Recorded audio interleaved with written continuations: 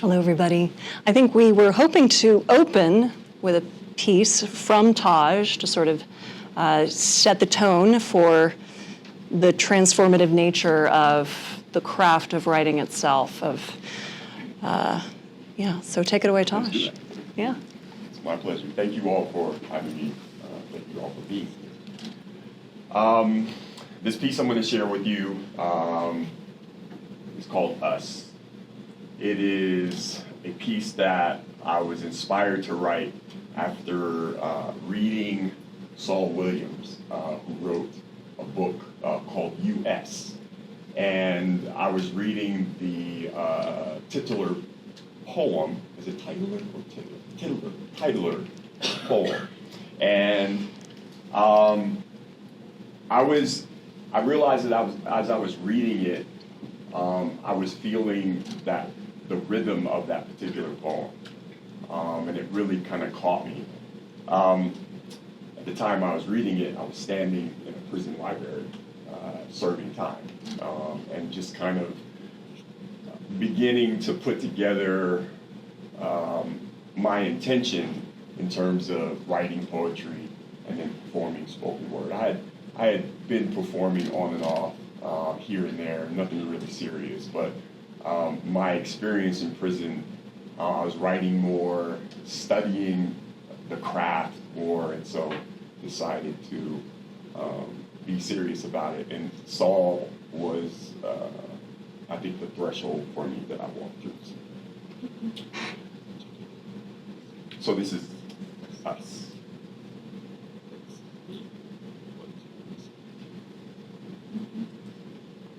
We've become hopeless and soulless because they stole us and sold us for sugar, rum, and gold dust. Stacked in the slave ships, packed like tins of small fish to be smacked into the Plymouth Rock and the culture shock of auction blocks. Where we were sold and bought like bonds and stocks, they displaced us, disgraced us, they raped and debased us, they took everything from us. They took away Prosser, Vesey, and Turner, replaced it with Sambos, Mammies, and Amos and Andys. They took away our history, replaced it with a hyphenated ethnicity. They took everything from us. And then they gave us free. And then they gave us crack. And now we're too broke to ever give that back. Because I got things, because I got jewels and money stacks, and I got the things that boom and clap. I went to prison, got a GED, out on parole and on ABT, and now they stop me, and now they frisk me. And sudden movements are way too risky, because when the police shoot to kill us, well, the city, they just bill us. They're taking everything from us. Now they do give us toe drags and body bags and activism hashtags. They take away education and give us incarceration and racially biased adjudication. They're taking everything from us. They use the school-to-prison pipeline to gentrify the east side and steal away our sunshine. They use our own kind and white lies to prosecute black lives. They're taking everything from us. They still take us and they mace us and they tackle us and tase us. They billy club us and break us and they trump us because they hate us. They're taking everything from us. And now we're a people that are broken and ripped wide open, relegated to Uncle Toms and other tokens. They're taking everything from us, and they still reject us and disrespect us and suspect us and arrest us. They're taking everything from us. They're taking everything from us. They're taking everything from us. They're taking everything from us, and they're not even leaving us.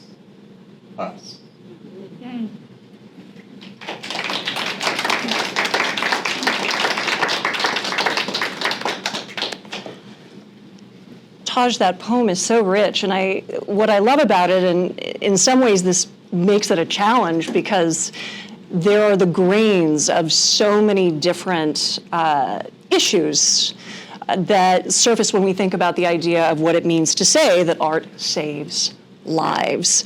And so before we get to sort of the way in which different structural oppressions co-opt activism and arts and creative practice by people of color and certainly by people in the prison industrial complex.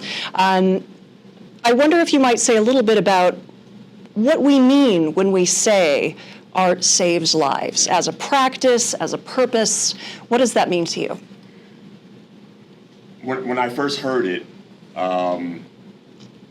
as Kareem explained where the statement came from and the theme came from, I heard this question sort of echoing behind that statement. How? Right? Like how? And then I had to like kind of ask myself that question, like, did art save my life? I think I'm an artist, I think. And so I kind of asked myself, can I share that experience? And I don't know if I said yes. I didn't deny the statement. I think there's absolute truth in that statement. And there are plenty of people that I know who are incarcerated or who have re-entered society, who are artists, who would say, yes, absolutely, art saved their life. I wasn't too sure about it being that impactful for me, but I kept asking, like, how? How would it if it did? And I think, Libby, I landed on this idea of belonging and purpose. I work in reentry. I've been working in prison reentry for 6-7 years now. And that in and of itself gave me a lot of purpose. I've gone to prison twice in my lifetime. I went as a kid and thought I had turned my whole life around and was living the good life away from criminality. And then in my late 40s, I was right back there. And I didn't know why off the top. And some of it was I began to realize, even though I had gone to prison as a kid, I had gotten out, I had raised a family, bought a house, had cars. I worked inexplicably, I worked in market research, and I worked for 2 presidents. I started my career working for Clinton, running his polling. So anytime you heard about the polls, that was me. And then I wrapped up that portion working for Obama. None of that explained how the hell I got back to prison. But I think what I realized was this question of purpose. And I realized I hadn't really found my purpose. I thought being a father, being a husband, being a survivor of prison, all those were the reasons I was here. And the one thing that always reverberated with me when I thought about prison, and even now when I think about it and I work with clients, it's this idea of, like, everyone wants to belong somewhere, right? Most of the guys that get out are facing the issue of homelessness. And it's not just homelessness, it's just belonging somewhere.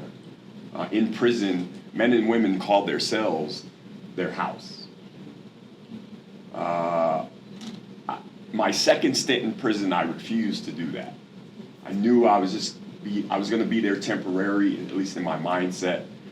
And I had to change that mindset so that when I got out, it was something that I would be guaranteed not to return to. And so I explored this idea of what is my purpose. And my art helped me find that. My career as a spoken word artist, it was really kind of superficial. I enjoyed performing. I more so enjoyed writing. I hesitated calling myself an artist or a poet. I just did whatever. But as I sort of refined it, got better, got became like someone in demand that people were seeking after, I realized I was like, oh, like this is what I'm supposed to be doing. And then my work in reentry really kind of sealed the deal for me. So I would say art did save my life because it helped me find somewhere to be other than prison. Because that's where you learn, that's where you kind of belong. It's kind of the ironic lesson. We call it institutionalization, but it's really just a deprogramming. But it gave me a sense of where to be, where not to be, but also purpose. So this moment that you describe as sort of your origin story, encountering Saul Williams and sort of finding your way toward belonging, towards a process where you're able to find purpose. One of the things that you and I have talked about in the past when we talk about belonging is the extent to which we have the belonging that we ourselves choose, sort of the community and the publics that speak to us, where we find solidarity. And then there's the idea of belonging to an outside sort of legitimacy granting institution, right? Yeah. So like the dominant forces that decide you either should or should not be published. Your poetry should look this way and not that way. Your influences should be this and not that. And so I wonder if you might say a little bit about the extent to which you kind of navigate this tension between purpose and the freedom of defining your own terms, but also kind of facing those gatekeeping power structures and entities that tell you you need to sort of be a poet, or you need to be a reentry specialist, or be a person in particular ways. You need to follow the rules, which is very difficult for any of us who have ever been incarcerated to reconcile that whole idea. And I think the interesting thing about art, no matter what the medium is, we appreciate the artist that's the maverick, the artist that flaunts the rules, makes them up themselves, and then everyone else follows them afterwards. And I think whatever type of artist you are, you flirt with that. You flirt with breaking the rules. You flirt with the audacity. Because to be an artist, no matter what, there's some audacity. There's audaciousness there. There's to think that I'm going to write a poem and people want to read it, much less hear it. Or for a painter to paint a picture and the audacity to think I'm going to put it out there and let people look at it, criticize it, figure it out, come up with something about it, and then put a price tag on it. But you won't find the density of audacity anywhere except prison. Maybe elementary school, but but certainly in the prison population, where this idea of coming up to the line of rules and then breaking them. And so for myself, I kind of bumped up against convention and protocol in poetry, especially with spoken word. When I began studying poetry, I studied. I wrote an essay about E.E. Cummings, and the only reason why my professor was like, choose a poet and write an essay. Write an essay. And I chose E.E. Cummings because he wrote his name in lowercase. That was the only reason why. Knew nothing about him. I just was like, man, if this dude, is going to do that, I need to learn him. And then I learned him. I was like, ooh. My professor said, Taj, I didn't expect you to pick him. And I was like, yeah, that's why. That's why I did it. And I've been trying to defy convention and conventional thinking and expectations ever since. And so, yeah, I think about your question in the sense of, I really think about it in the sense of, and we talked a little bit about this, I think about it in the greater sense of like this program. Because for it to thrive and flourish, it's going to have to defy a lot of expectations. It's going to have to defy convention. It's going to demand that people come out of their pocket for people who are not thought of as worthy of being contributed to. The idea of art replacing a warden is going to demand Kareem and Libby and volunteers and you guys and anyone else who assumes to attach themselves to this. It's going to demand the willingness to break some rules, to reject the expectations that tend to be low.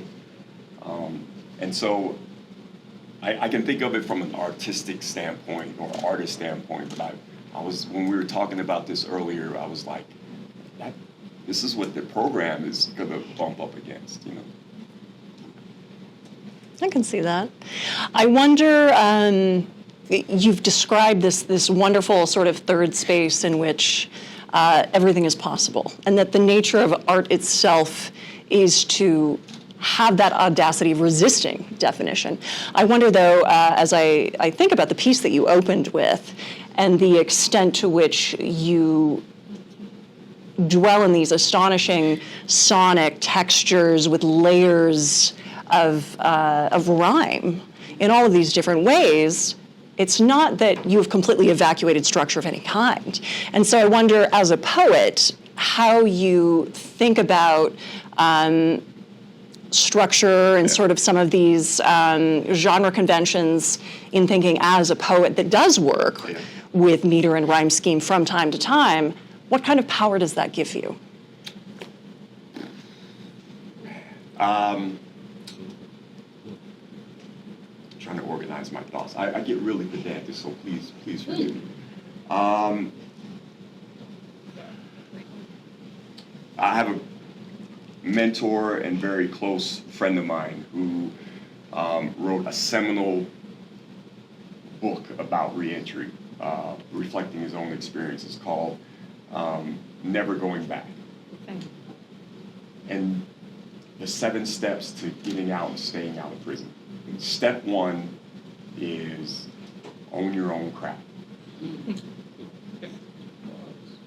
Whenever I've taken his book and I've taught it or tried to, I never get past step 1. There's a whole other book that can be written about just that step. The part that I really talk about is the power that comes from owning your own crap. Because most people, they interpret that as, you know, stand up for your decisions, right or wrong, and especially if they're wrong. But for me, there is such power in realizing your power, right? Whether you wield it properly or you fall on your face, it's yours. And when you realize that, I don't think that there's anything you can't accomplish. And so the fact that I even do spoken word, to be quite honest, and didn't just sort of approach it as a hobby, is really a testament to me saying, you know what, I'm just going to do it. I don't really care if people listen to it or not. I like it. I think I got a pretty good ear, so if I like it, then everyone else will too.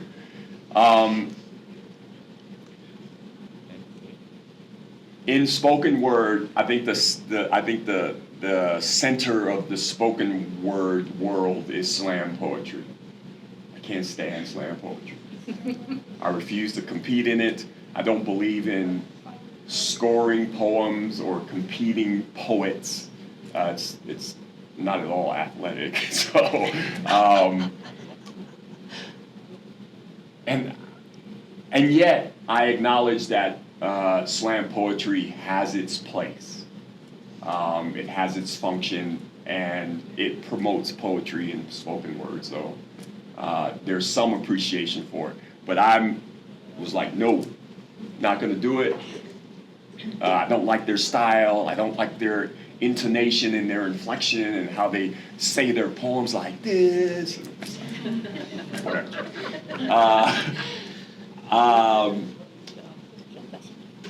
But in poetry, poetry has a structure, supposedly.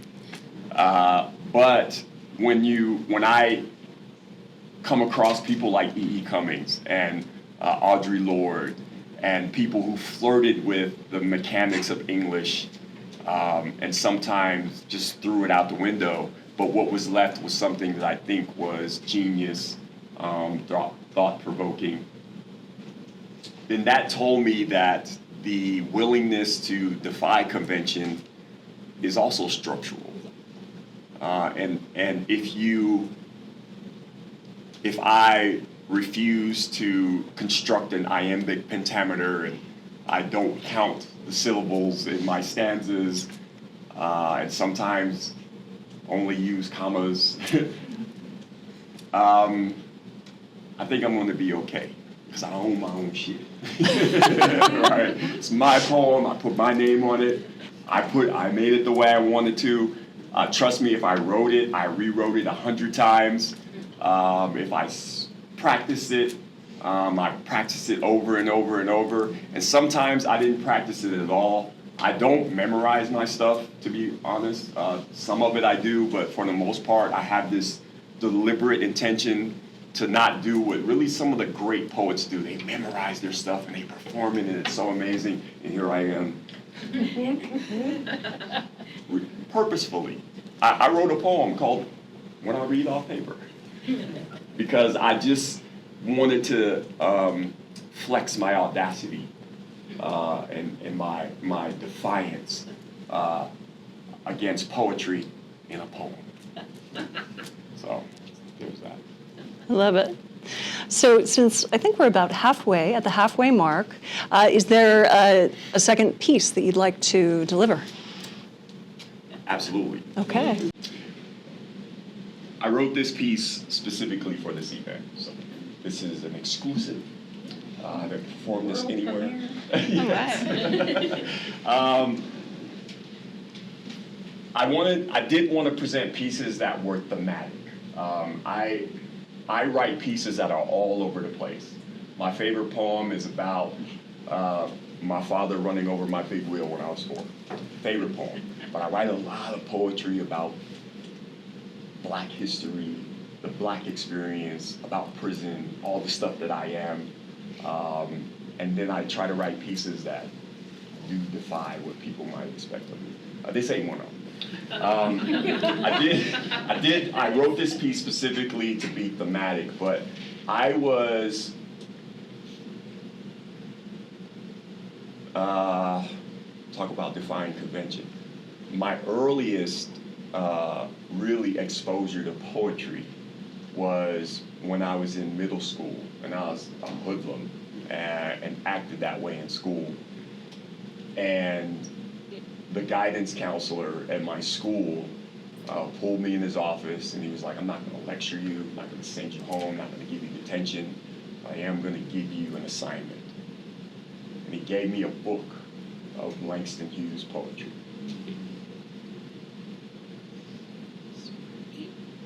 Yeah.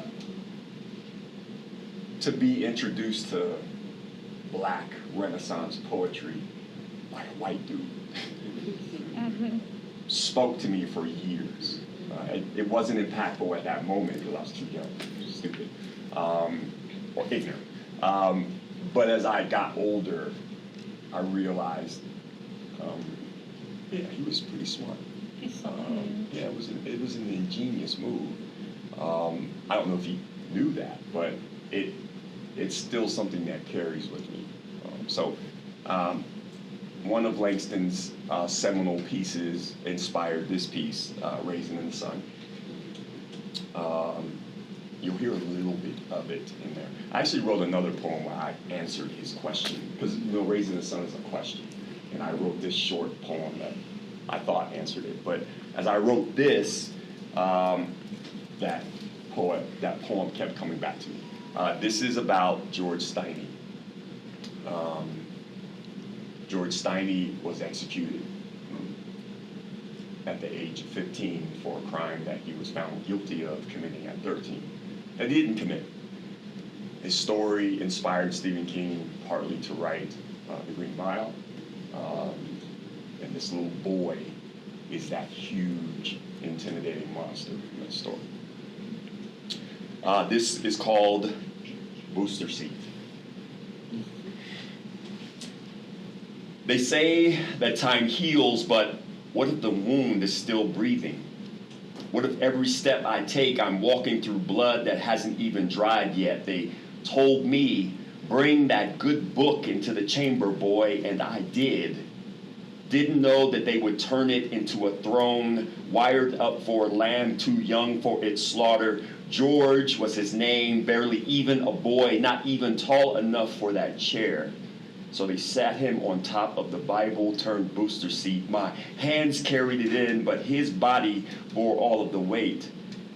I was a believer back then, Southern black and Christian, quoted scripture like it was breath. Spare the rod and spoil the child, but they didn't spare nothing because there was nothing left. I watched the system do what lynch mobs used to, but only now it wore a black robe instead of a white hood. That day George left, I laid Jesus down, buried him with that boy, because if grace has no place for George, then maybe grace has no place for us. So now I carry this new book, pages inked in Arabic, familiar fire and brimstone, but truth being balanced with discipline and dignity, and still, mashallah, those ghosts come back. I see George's wide eyes, chains clinking like Sunday tambourines. I hear him every time I read. Do not let hatred of a people prevent you from being just, but justice, where was it at Dozier School down in Florida? Black boys locked in cages, beaten, buried in the soil like family secrets. Same soil that my daddy tilled, same sun that never saw their names. They told us we were free, but the rope just turned into bars and the whips into courtrooms and the cross into electric chairs. I seen it in Merle's and Mammy's tears, in the charred bones of Rosewood, in the way they say thug, but when they actually mean nigger, and they spell it out with legislation. And me, I ain't whole. I'm stitched up in psalms and surahs. I still pray, but now with my back straight and my palms open, asking God not just for mercy, but for memory. Because this don't fade. It echoes, it recycles. Every time they lock a child away for looking too grown, for talking too loud, for dreaming too free. And every time I see George, feet swinging, eyes searching, wondering why the word wasn't enough to save him, I don't know how to answer his question.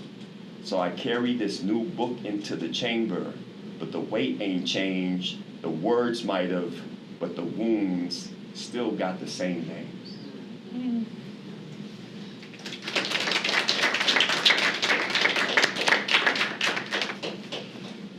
Thank you for that piece. As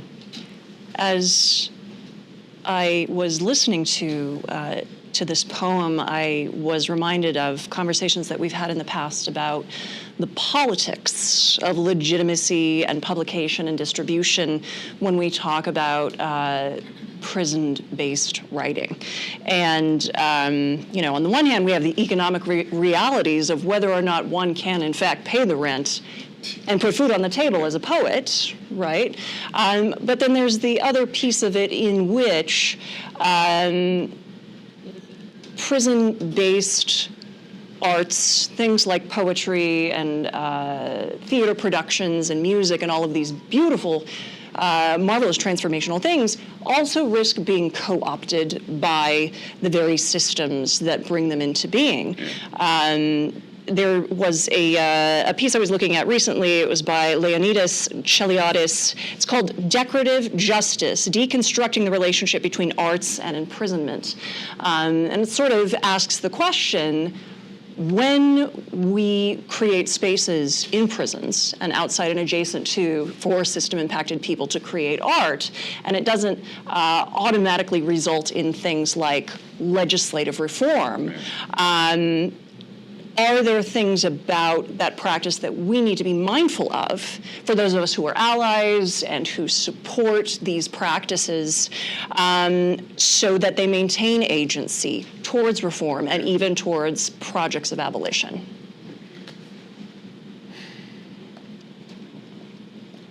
I think two things that I think need to be understood and remembered. One is the real fact that for the most part, prison incarceration was an attempt to replace slavery. Because of the impact of slavery, which created the lone superpower. And if you've used this tool to reach the heights of economic, technological, social influence in the world, then you don't want to lose the tool. Even if you think the tool is flawed, you enjoy the consequence of having used that tool. And if you have to replace it, well, you're going to look for another tool. And it was easy to look at incarceration as a way to get free labor, because the tool is free labor. That's what got us our iPhones. It's free labor. Of course, there's the violence and the oppression and the bigotry that goes with it, but there's no greater tool for economic heights other than free labor. You get somebody to work for you for free, great. I use my 4-year-old to do that very thing. Hell, we used kids to work and didn't really want to pay them, if at all. And we reluctantly, when we passed the 13th Amendment, left this little clause in there that says we will free everyone. No one has to go through slavery except people who are in prison. Except that this is the punishment for a crime. Pretty vague language, too. What crimes, felonies, misdemeanors, murder? Didn't say. It was just, it was indicative of a reluctance to let that go.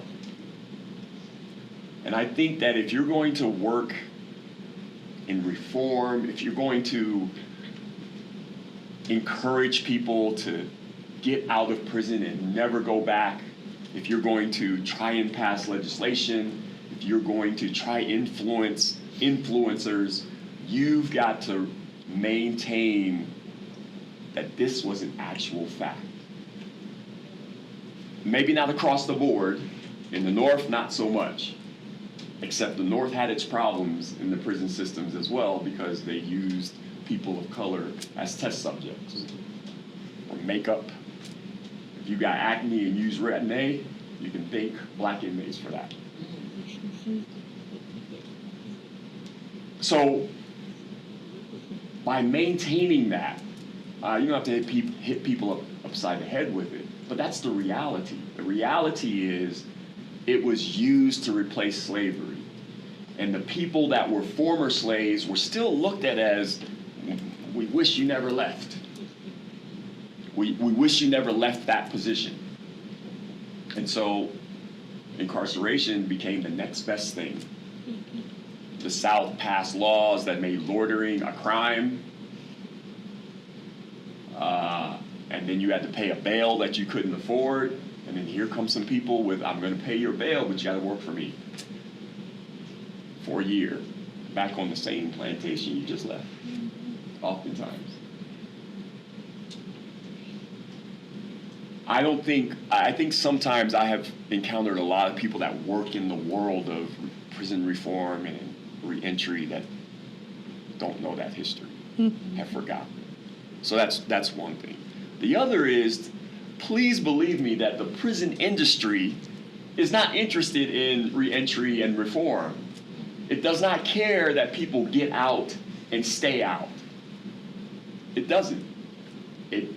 We want those people that are in here, we're going to squeeze them like lemons. And if they come back, great. We got a bed waiting for them.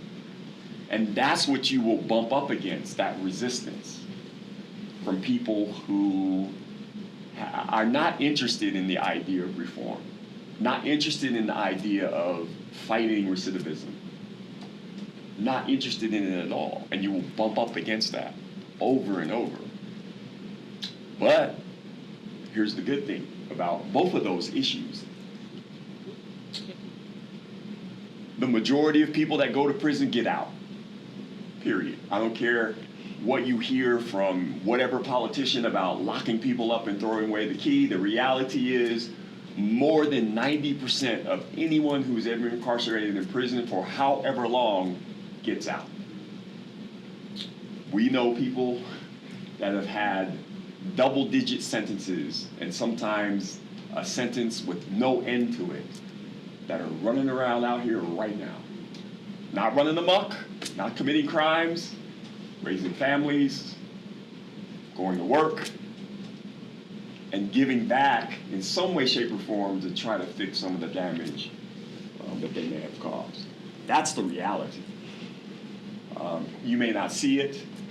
I think a lot of people inside of the system don't get to see it because we don't go back that often, or they don't let us go back that often because they really don't like to hear what we got to say. But that is a growing reality. The movement to mass incarceration that started in the late 80s, early 90s, swept up a whole lot of people, and those people had family members, and they had cousins, and they had brothers, and those cousins and brothers became police officers and mayors and governors, and they thought about their loved one that they didn't see anymore, that wasn't there at Thanksgiving anymore. You thought about, what can I do?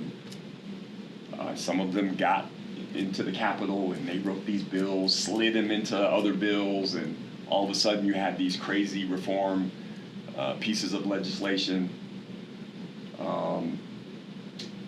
And my experience is that I have encountered person after person after person who's like, yep, got a cousin that's locked up, what can I do? My daughter, boyfriend's locked up, what can I do? You know, my second cousin, we ain't seen him in a while, can you help me find him? I bet you he's in prison. Yep. Oh man, what can I do? And so that's growing. The fact, because they're not, you know, prisons are, you know, in Colorado, the prisons are way out there, right?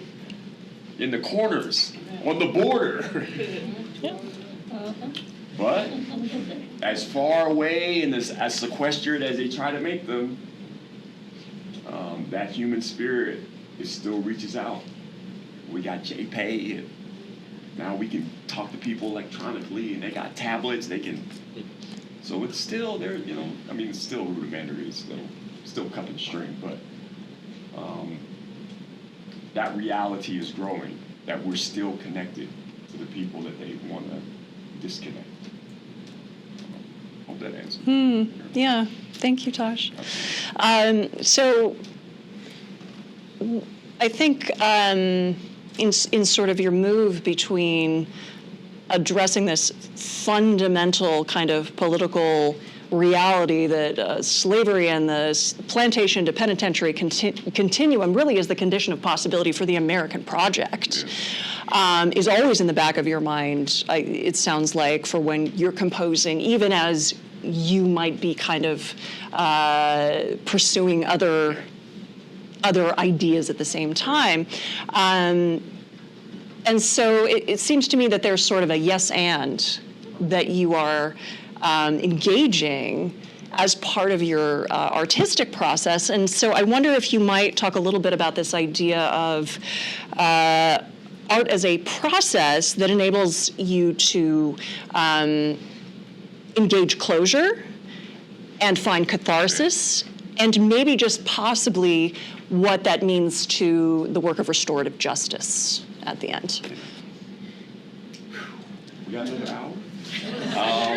Sorry. Great question.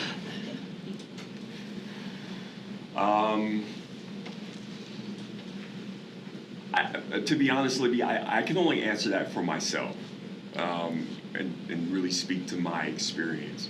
When I write a poem, when I write the ending, those last two verses, that's my therapy.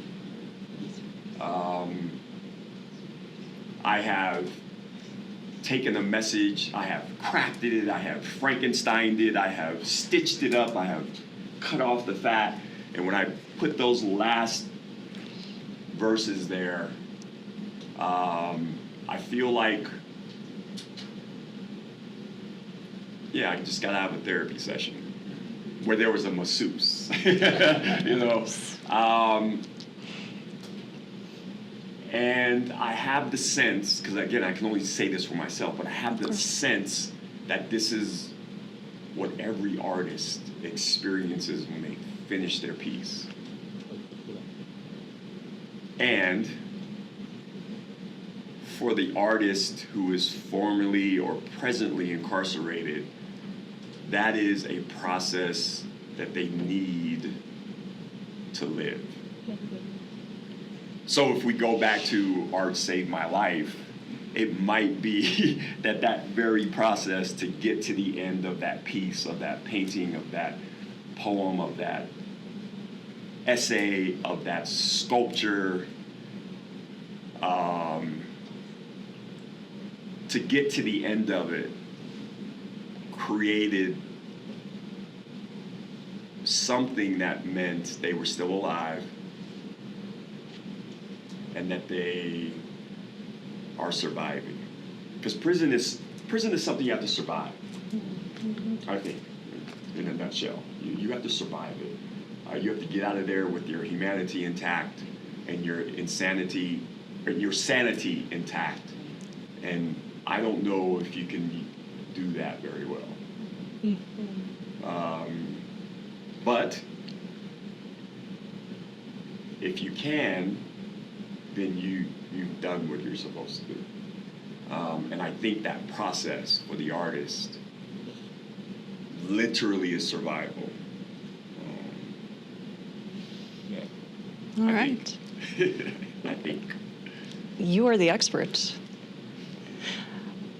Maybe. Own it. Maybe. Own it. Well, I know that we're coming to the end of the hour, and if you wouldn't mind sharing your final piece, Absolutely. and then we can move on to the Q&A. It would be a pleasure.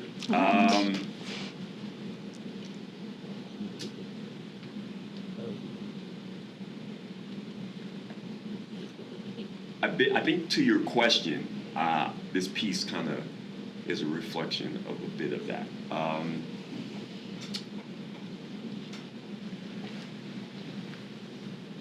This piece is called The Polish.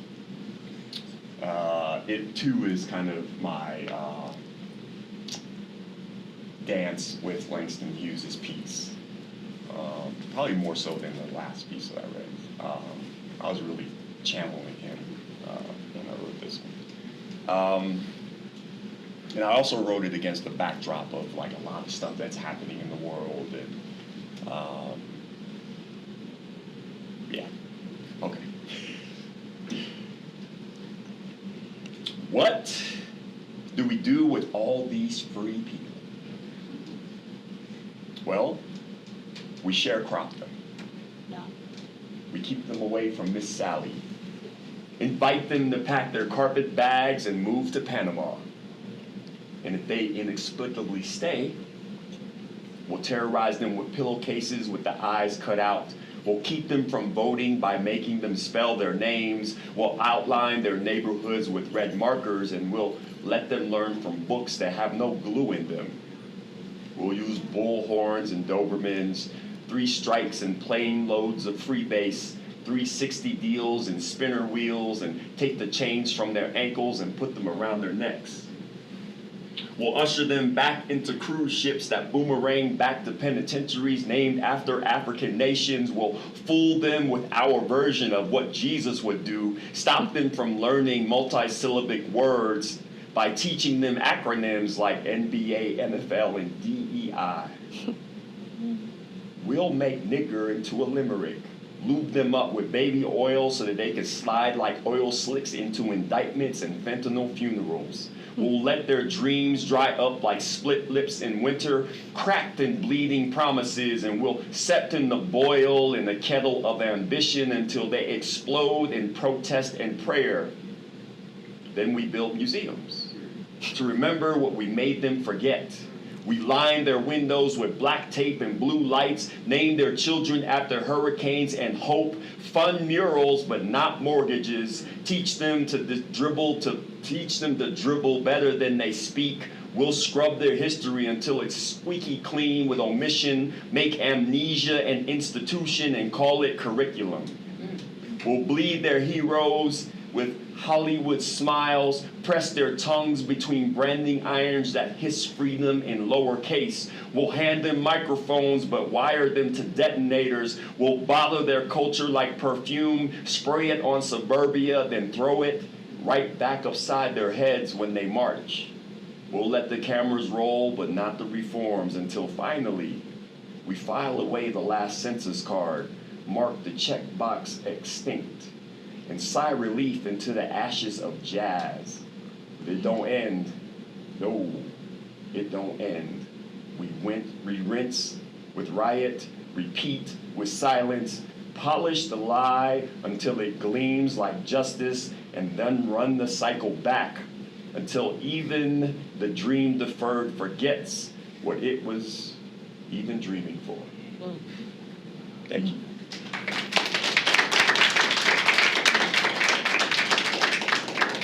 Thank you, Taj. My pleasure. Karim, would you like to say anything before we engage in the Q&A? I can't top that. So I'm just going to open it up for the Yeah. Q&A. Please, yeah. If any folks have questions, we are happy to oblige. Or comments. Okay, so of course I will. Taj, thank you so much. I'd like to know the relationship between your creative art and your work for reentry, on behalf of reentry, and how this could be the two sides of the same medal. And I would imagine that reentry presents a number of challenges structurally and personally. So you have about 5 minutes, right? Yeah, I know. I'm gonna be honest. I don't know. Okay. Seriously, but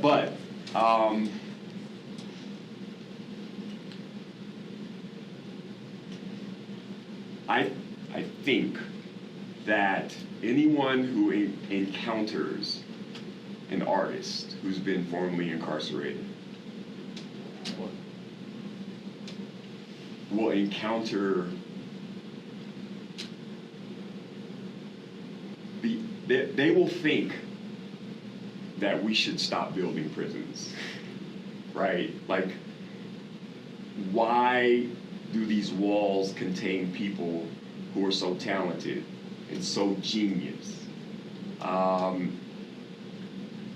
And so I think, like, I hope that when because I don't perform as a formerly incarcerated poet, but everyone who knows me knows I'm a formerly incarcerated poet.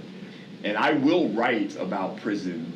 I will write about some aspect of it that I've experienced, whether it's, really, really evident or not. And I would hope that well, one, I hope I'm okay. I hope my poems are okay. And I hope that when someone hears it and realizes there's a whole lot of me's that are still locked up, a lot of them, who are way better than I am. And way better artists who paint and sketch, who can craft things with their hands, who can act, who can write. And they need that process. They need the catharsis. They need the healing. They need to find purpose. And they need to belong somewhere. And they don't belong in there. And I hope that when you encounter an artist, if you encounter a show, if you get a chance to see the plays that are been filmed now that may get released, if you can see some of the stuff that a few of the different organizations that are linked with artists, if you could see their artwork and come away with, yeah, we got to get them the hell up out of there, then that's what I think our work does. The other piece, though, is it says you can actually live off of your work. I know some people who were in and out of jail until they started really putting stuff together, and now they wonder why the hell they ever, and so I don't do this to make money at all, to be honest, but I know some people that can, for sure, and should. That would keep them from robbing me, but it's really the idea of purpose. And if you hear or see an artist, you encounter an artist, then understand that they are more than likely leaning into their purpose. And that artist is going to open the door to the next person that comes out. If they hear me, if they see him, if they hear her, they'll realize, I can continue to do this and not be there. Hope that answers. Yeah. And I should put in a plug, too, for the really valuable work that Kareem has been doing on behalf of the DU Prison Arts Initiative, to the extent that they are providing vital funding to do the very thing that Taj is describing. So supporting Unbound Authors so that we can be in regular conversation with writers all over the state, supporting them as they develop their work, whether it's poetry, whether it's the great sci-fi novel, whether it's script writing, whatever the case may be, but also supporting theater productions and visual arts. And there's going to be the 48 Hours conversation through the Red Light Contemporary Art institution that's happening middle of August, right, in which members of the CCPJP, which is the Colorado Coalition for Creative Practice in Colorado Prisons, so Impact Arts, Unbound Authors, and ACT Theater Ensemble, we're going to be bringing in folks and also funding an anthology of that work. And so there will be a lot of opportunities if you're interested in supporting and hearing more extraordinary work. Just follow the wonderful things that the Prison Arts Initiative is doing. So, yeah, can I just want to plug the initiative because I'm trying to remember the name of the play. That was in Sterling. Well, there was Cuckoo's Nest. Yeah, that one. Cuckoo's Nest was the first one, and the most recent one was If Light Closed Its Eyes. If Light Closed Its Eyes. So I had the privilege of being in Sterling watching this play. I've never seen anything like it. I'm in Sterling, I'm in prison, I volunteered to come back up in here to watch this play put on by inmates. And I didn't have high expectations, I have to be honest.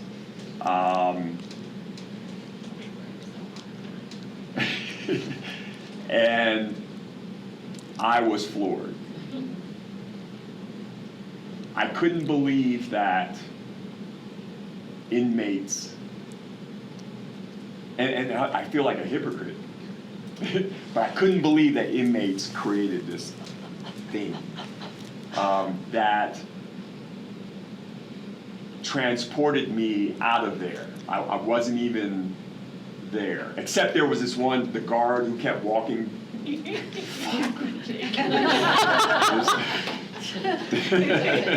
That dude gave me PTSD. And that's all he did. He was a character, so it was a guy who was a guard, and he was a character, and he did his monologue, and then he started walking rounds. And I was like, I kept watching him. I wanted to be like, man, walking. I never took my eyes off of him, and that's all he did was just walk his rounds, tier to tier. And I realized, man, this fucking play is amazing.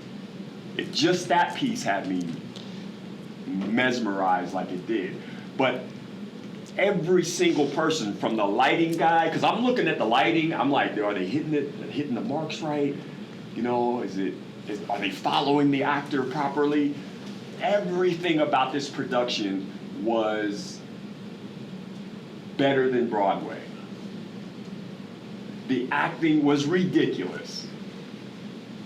Hell, the director of the Department of Corrections played himself. And I was like, he's got to be classically trained. There's no way. And he's playing himself, so of course he could do it pretty good. But no way could he do it like that. They had dancers. You know how like in Shakespeare, you have like the background, like three muses that are the background. They sort of set the tone. So these dancers were they had that function. And I'm looking at, some of them I know, some of these guys I know, you're not no fucking dancer. I'm talking about these guys, like they trained for years. Like with Debbie Allen. They were flying through the air, doing pirouettes, and I was like, what the hell is happening here? I mean, graceful. One of the guys I know, I've been knowing them for years. I'm like, dude, you're like damn near 60, and you got a pot belly. And you look like Mikhail, what's his name? Baryshnikov, yeah. Like, seriously, I was blown away. And I realized, man, the world needs to see this.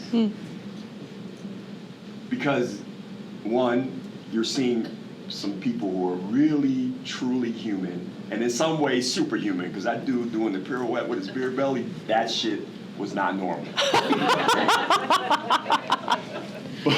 gonna tell him you said that. But it was everything from these guys. I can only imagine, hey, you want to act in a play and fuck out of here, right? To them being so dedicated. Not a line was flubbed. I mean, not a line was flubbed. It was live. And for them to embrace this, some of them transformed themselves into totally opposite people from who they were. There was an inmate who played an assistant warden. What? And they played it so well. From the people who participated, who acted, who came onto the stage, to the program, the director of the program, the acting coaches, whoever taught the lighting guy. It was like, there is no reason for the prison system to be if this can be created inside of it. More people need to see those types of things. More people need to see the product of this type of program. So, and I feel like this is a good opportunity to clarify the nature of the relationship between organizations that are working, volunteer organizations that are working on the inside in partnership with corrections. It's different in every state. Every institution, every facility is kind of its own fiefdom, and yet, in the aftermath of the normalization policy that was happening with Dean Williams, we do have good faith partnerships with a number of the folks at different facilities all over the state who are very excited about bringing arts programming in because they do recognize. And I think this is one of the tensions that we face, especially if we're doing critical work at the university or looking at advocacy or talking about the challenges of abolitionism and the possibilities of abolitionism, is that the prison itself is an institution in which you have everyday people who are there because they need a job, whose brother is in prison, and so they bring that experience with them because they're part of a system-impacted family, and so too are the people that we encounter day to day, not necessarily part of a monolith, and so it does create sort of these opportunities and possibility for us to build and to grow and to evolve and to adapt as programs so that people can see each other as human and encourage one another to flourish. Yeah. So, yeah, if that's work that interests any of you, we work very hard to maintain those healthy relationships that are transparent and very mindful of the fact that we are at the razor's edge of complicity at all times. Yeah. So, yeah. Amazing. Yeah. I have a thought. And we should introduce Michael Clifton and Joy Bell Phelan, who were in that production, and who are both formerly incarcerated journalists and writers and playwrights, doing remarkable work on the outside. But yeah, we're part of that production. So Bell. I want to talk about that for a minute, Taj. So because at one point you referenced the complexities of going back inside. For those of us that have come out, going back in is its own pressure cooker, right? And I know for me, I've often talked publicly about never in a million years did I think I would find my life purpose inside. Yeah. But going inside and working with our people is absolutely probably the most important thing I feel like I get to do. Yeah. But I also want to talk through, I think it's interesting, you know, you have a reputation inside, people know you, right? And so even though you aren't going in, I'm going to go back to Skyline in a couple of weeks, and I'm going to tell them all the smack you were talking about at Poetry Slam, right? I'm curious, how do you ever think about? Hold on, that's not fair. I know you think about when you're not able to go in currently, because we've talked about that. I'm curious if when you're doing your work, when you're doing spoken word, when you're like doing the rest of your life, how and when does it pop into your brain the people we've left behind, and how do you sort of reconcile that? You know, I think we stay connected. There are, I went to prison in 1989. And I have stayed connected with people over the years in some way, shape, or form. Not a whole lot of it, but still here and there who remind me of, man, we were back there way back when. I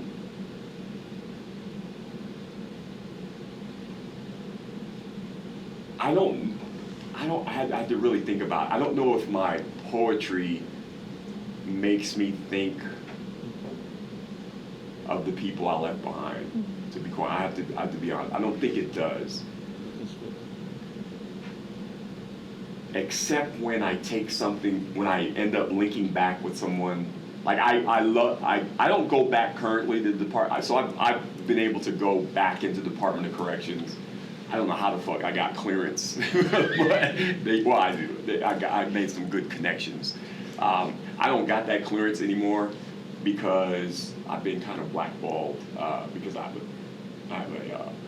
have a lawsuit, a religious freedom lawsuit against the Department of Corrections that's been running for 10 years, and it was running quietly until a couple of law schools wrote amicus briefs, and it went national, and then it kind of like exposed me. And some of the people in the Department of Corrections didn't appreciate me doing the work that I was doing. But things are cyclical, so I imagine I'll probably end up being back there in some way, shape, or form. But when I went back, every time, because I went to every facility that this state has, I made it a point. I'm growing up in every single one of them because I know the impact of if those guys see one of us come back. If we just walk down the hall, they'll talk about that for months. And I haven't even talked to them myself because I know the hope that it creates, because I remember that's what it created in me. I remember when I was in prison reading about these crazy stories about a warden who had become a warden after he did time. I was like, that's crazy, but I want to do that.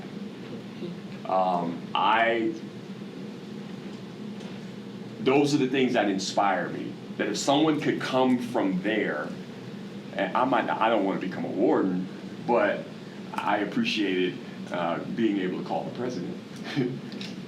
I appreciated, after my second stint in prison, that this clean slate bill had some of my words in it. That my signature is on 1,000 misdemeanor reformed bills because of, somehow I became the Commissioner of Criminal Justice under the governor. So that's when I think about when I can go in there, pull something from those guys that they can now see while I'm out here, and hopefully be inspired to follow our footsteps. I know it is. I get letters. I know.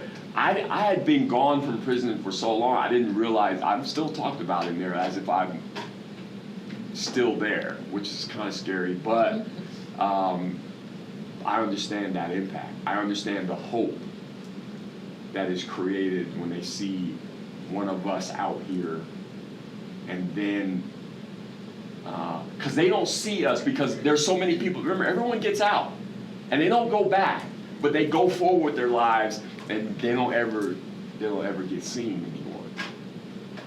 Which is good. They don't go back to prison, but that success story, you never hear it. And I used to tell a lot of the guards, it's to your detriment as well, because all you see is the fuck ups. You never see them get their shit together because they don't come back. And so some of it lives in my poetry, but it's really, honestly, it's the reentry work that I do. That's where I live.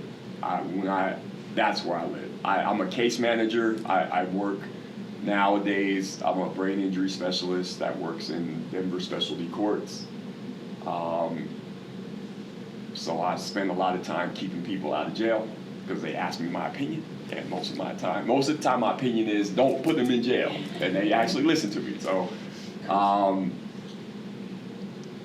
but that's where I live. My artwork is like,